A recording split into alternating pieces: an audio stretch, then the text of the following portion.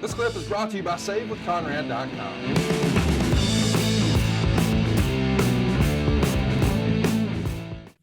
Let's talk about something else that makes some headlines here. Bob Costas has Vince McMahon on, and Bob can't wait to sort of poke the bear about the XFL. And he also talked about the WWE's risque sort of attitude era content. And there are a lot of people who are wrestling fans who think that McMahon sort of put Bob in his place. Other people thought, boy, this did not age well. I mean, this was not a good outing for Vince McMahon. What say you? Do you remember coming out of that thinking, oh shit, what has Vince done? Or is it more of a good, fuck Bob Costas? Well, I'm not sure how much good came out of that conversation, to be honest with you. Certainly Vince was bold and honest and upfront. But man, I couldn't equate to what good came out of it. I thought it was a little bit embarrassing. But I understand Vince's motivation, and Costas taking shots, and Vince played right into his hand, ironically, because that's what Costas wanted, was confrontation, controversy. Somebody once said controversy creates cash. I heard that before. And I think that's exactly what Costas was looking for, and Vince provided it. So, but at the end of the day, I didn't see any great value other than, if anything, it enhanced the character of Mr. McMahon. Right. The heel. And so it's easy to say or make a case for that Vince was just staying in character as a villain. And again, I've said this many times, and I believe it. I'm not kissing his ass. I had 26 years at WWE. I'm done, and I say that respectfully and very proud. I had a 26-year run working for him, but I think he was the best heel we had in the Attitude Era, and I know that he didn't hurt his heel persona by doing the Costas thing, because he came off as a real prick.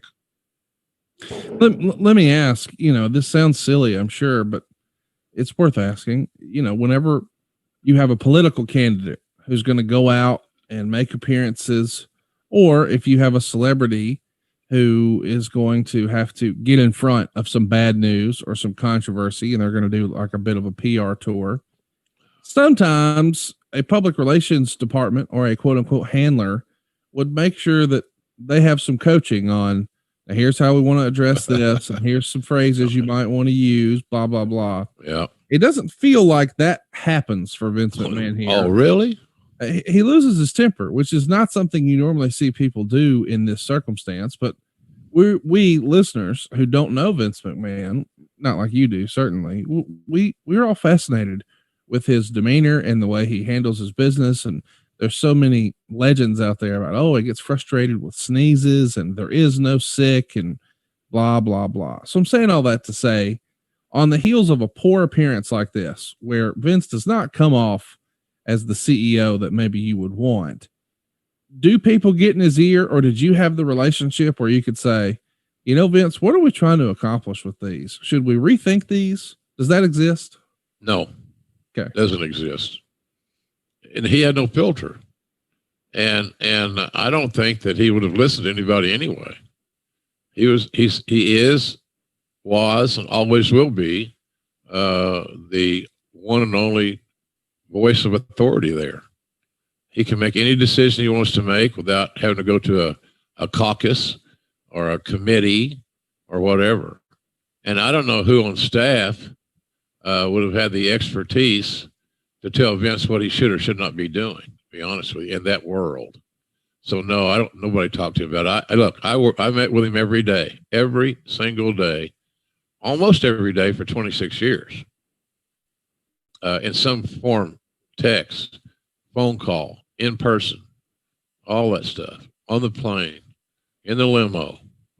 And I know you've heard all this from Bruce. I love how Harvey used to call him Bruce.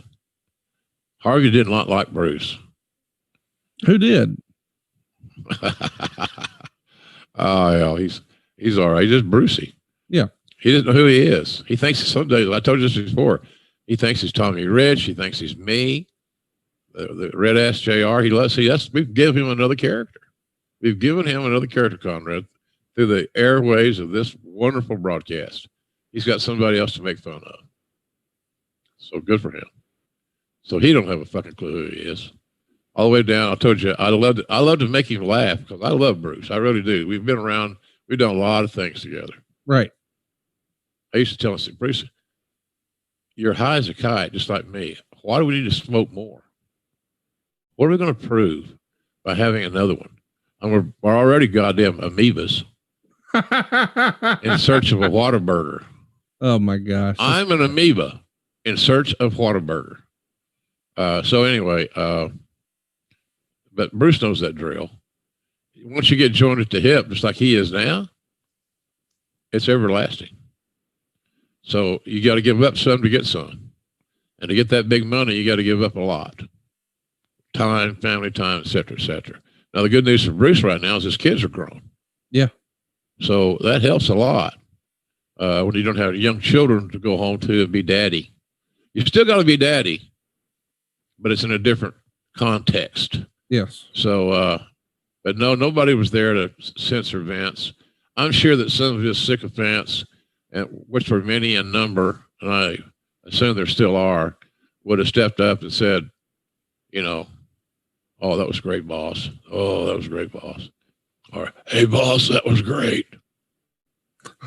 So stuff like that. But I didn't humor him. I just stayed away from it. I had nothing good to say about that performance. It could have been used as a great, entertaining sales piece, awareness piece, but it came away with, did we really build the WWE or just all about Vince and Bob Costas?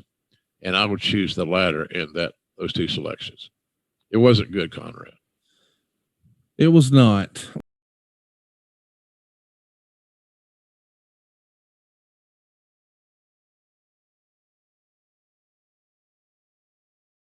I get it. It's a wrestling podcast, but he's saving us money on our mortgage. Do you really trust this process? The reviews don't lie. 5-star review after 5-star review. We make it fast, we make it easy, and it's no cost or obligation. Give us a shot to earn your business. I'm telling you, you'll be glad you did, especially if you like keeping more of your own money. You don't need perfect credit or money out of your pocket, so what are you waiting for? Hurry to savewithconrad.com.